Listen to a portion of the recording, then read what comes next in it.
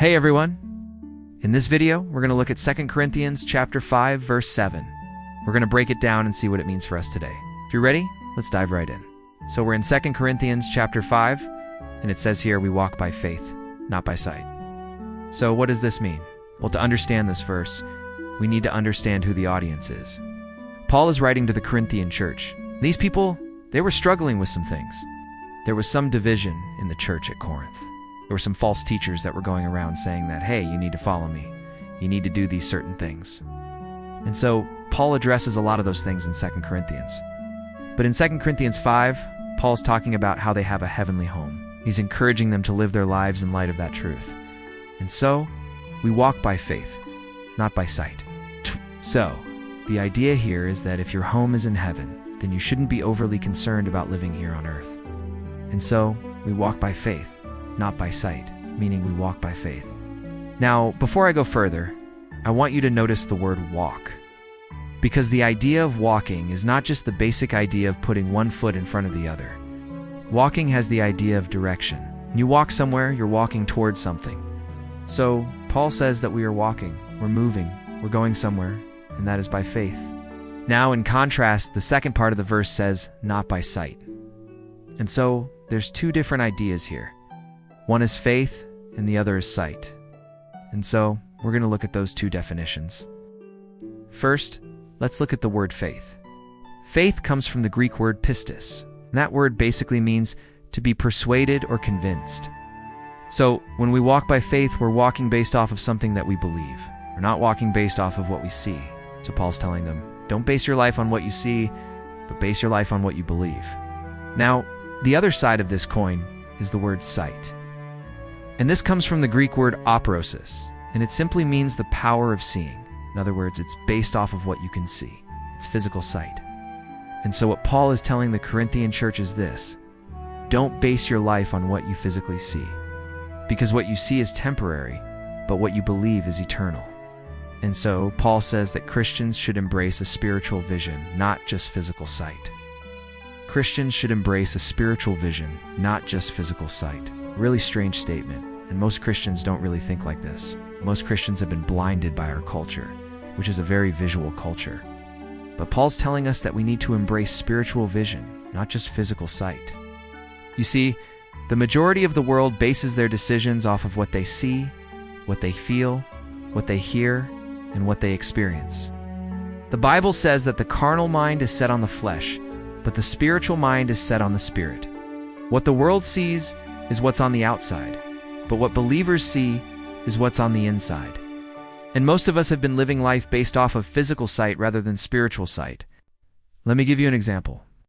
Let's say a Christian goes to a doctor and the doctor tells them you have 6 months to live. What would you think? Would you think that's the end of your life? Would you just give up? Well, that's exactly what the Corinthian church was doing. They were thinking that this life is all there is. So if you die, that's it. There's no afterlife.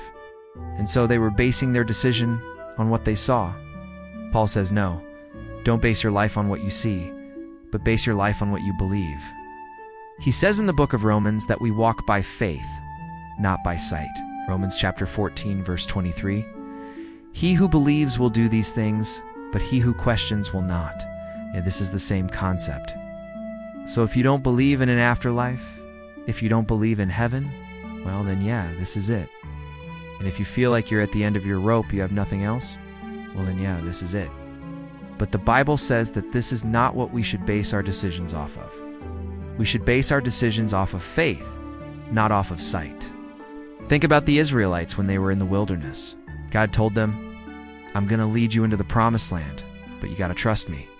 You got to have faith in me. You can't base your decision on what you see. And so, they complained a lot. They said, we want to go back to Egypt, because in Egypt, at least we had food. We didn't have to trust anybody. But God said, you're going to trust me. And so, they walked by faith. Even though they didn't see the promised land, they still trusted God. And that's what we're called to do.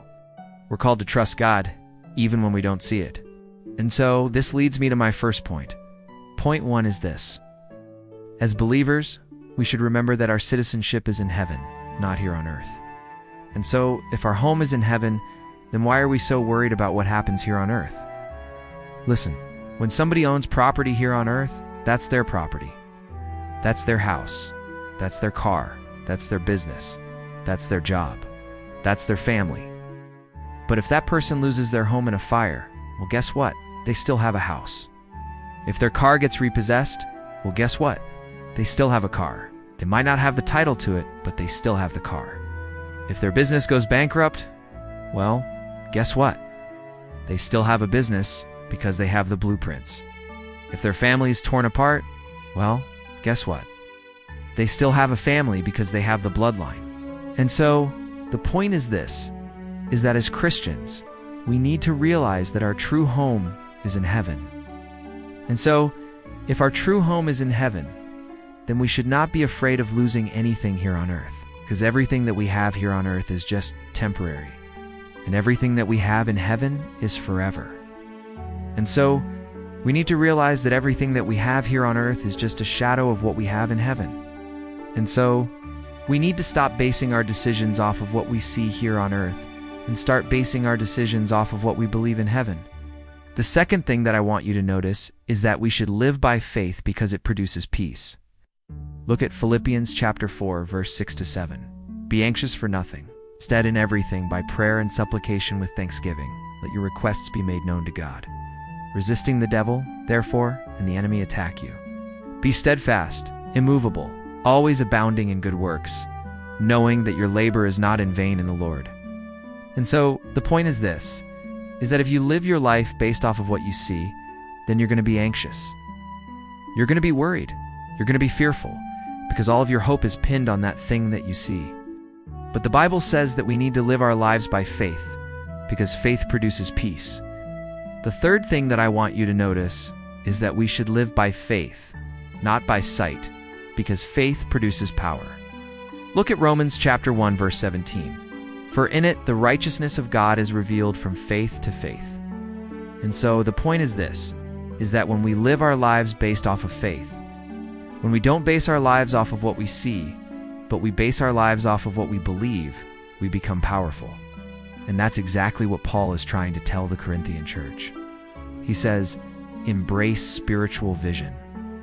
Don't just embrace physical sight, embrace spiritual vision.